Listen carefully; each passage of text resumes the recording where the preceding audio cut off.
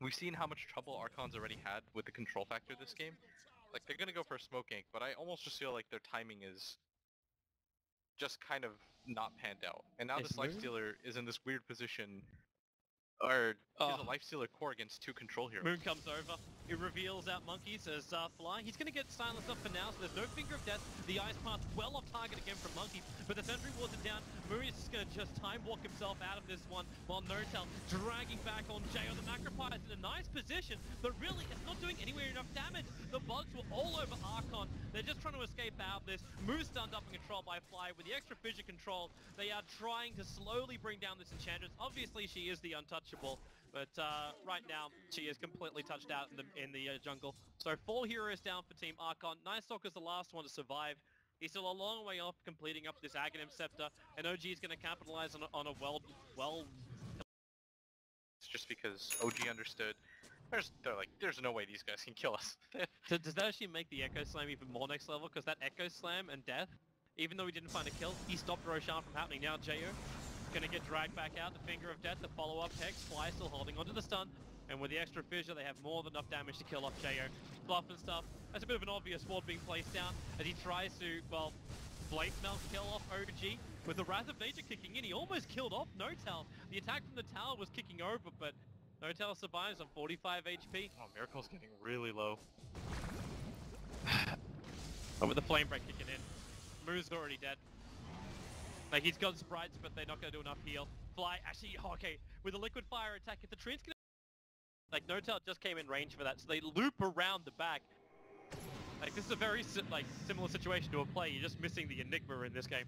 And Crit is in a perfect position of the tree.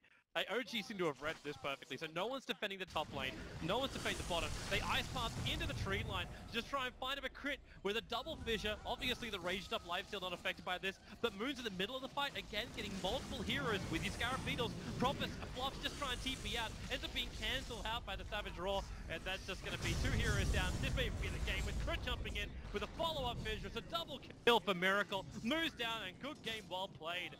Under 25 minutes, Archon. They will lose game 1 against OG. They went for the play, they went for some kind of push strat, but at the end of the day, it failed the timing. They couldn't get Roshan, they couldn't keep the pressure up, and OG triumphed. The strategy was kind of neat by Archon. I was actually Not too sad about everything he's using. yeah. Right now, Monkey's Forever just TP's back mid. He's got 4 levels of the Flame Guard now. Should be enough to tank everything minus the Thunder God's Wrath. So Notel has to be somewhat careful that he just gets gone on. And again, it's just continue to make space for PL. This is going to be the central game plan for OG. The laning phase has really not gone as well as they expected. Archon's done a pretty good job there, but OG, they kind of seem in their comfort zone still. Because Spirit Jump. They're going again on mid. The arrow flies in. Notel, this time he'll dodge it. The Flame Guard's burning him down, and what a stomp from Crit. Notel's got his Lightning Bolt ready, but they go for the double stun. Fly actually curving that impale. And he's able to pick up both the heroes. Lion takes one, Zeus takes the other, but it's the stun that holds them there. And to kill Roshan. Their damage output's quite poor. And Archon, no, now they realize what's going on. Might be able to toss the arrow out. Roshan's still at 2 point, now he's 2k. The arrow's going to fly in. That's going to be a very short arrow. Yeah, it doesn't even reach into Roshan. And Jo, well, Spirit Jump is in on top of Roshan. Fight a Fizzer and Jake Crit so low. Roshan killed by the Dire. PL does grab the Aegis Immortal as Monkeys will burn up underneath the power of that PL. But the rest of OG outside the pit were just nuked down. Whitebeard's going to go for another arrow. Miracle sees it coming and will dodge it. JO's Blink is still on cooldown. And a nice quick TP away from Fly will get him out to safety. He's going to come back to it right now. So he can fist down the wave already. Miracle. Frontliner. Such obvious bait. But there's no way they want to commit for this because then they've got to go in and, in fact... Interesting swap, just trying to make sure that Jo stays alive.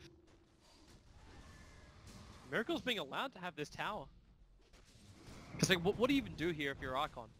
Do you initiate on him, knowing that the counter initiation is going to be so strong from OG?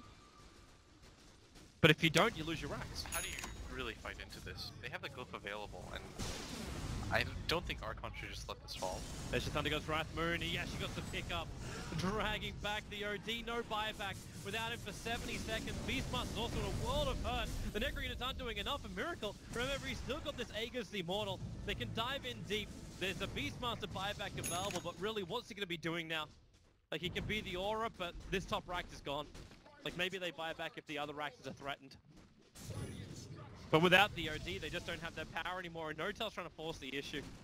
They still have the Aegis though, and they don't have buyback on the OD. Wipe is dead.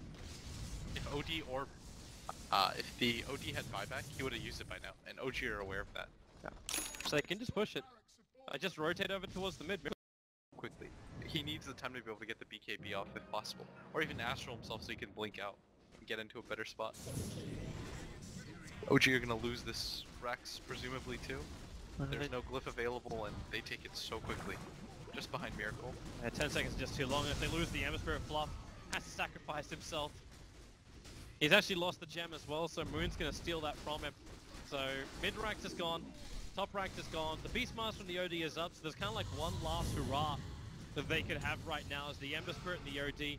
Need to find something. The Beastmaster Aurora is out. There's now, oh no, they lassoed onto the BKB OD, dragging him out of play. The ETLD at least will have no real effect. But the Sandy's Eclipse is also the same kind of thing, and PL's all over him. That should be the game right there. OG have put the Emperor as well as the OD back into the grave with no buybacks available. They'll rotate down to get the safety Mega Crease by taking up that bottom lane of Rack. OG, it looks like they're gonna get it done as Moo's gonna get chased down here too.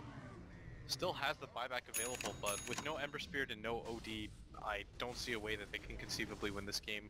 Archon, a much better showing this time around, but they just lost cores when it mattered, and the laning phase really didn't shake up for them. Like, Moon died a lot, and they probably thought, okay, that's fantastic, but at the same time, what did they gain from that? Their OD barely got any farm.